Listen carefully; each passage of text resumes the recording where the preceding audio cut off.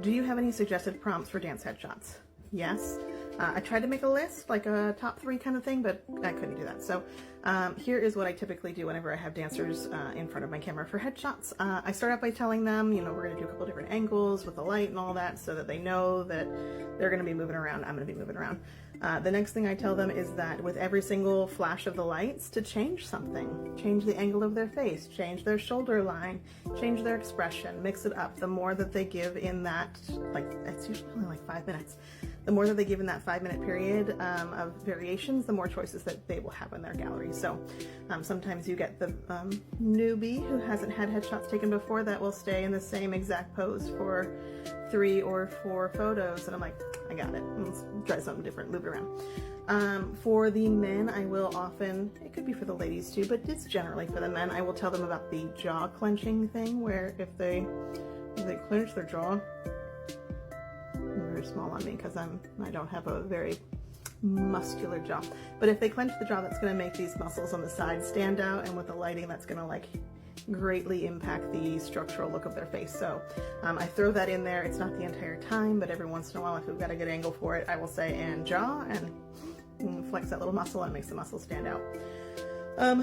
For both women and men, there is how they can kind of hold their eyes so that we can be more intense with what we're doing with our facial expressions, and that is literally using the muscles.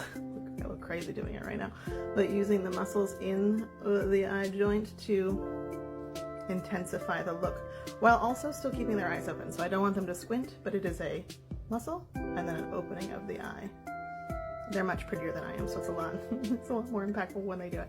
That works for both men and women. I do for both of them again too a doe-eyed look, where sometimes when we go through the day, like our mouths are tense. I have a lot of jaw tension, and so it's often hard to like release.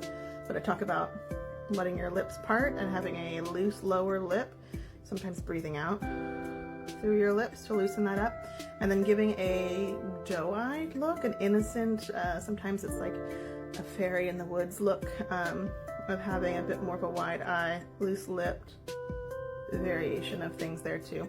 And then in between, you know, you get the smiles, you get the different expressions that just come out naturally for them. My biggest goal is to portray their greatest strength as a performer. So headshots, I think, for a typical role or a typical type of headshot is to show exactly how the person looks in their best possible way. And yes, that is a goal, but on top of that, I'm trying to showcase their talent, their artistry, whatever they kind of, what character they like to play and portray most. And that can be a wide range for some people. Some people have like all of the expressions and characters, and some are like, I just like smiling. And that's fine too. So that's kind of the fierce, intense, piercing eye gaze, and then that soft doe-eyed look. Sometimes I will reference like typical characters that we know in the ballet world, so like Carabosse or Giselle, a little bit crazy in the eyes, or you know, Clara for the Nutcracker. That there's all these kind of roles that I think that they've done in the past that can click them into that expression and that portrayal of that character a little bit more easily than trying to walk them through the emotional range. Just give them the character's name that you're trying to get out of them. So yeah, I hope that helps. Try it out, let me know how it goes.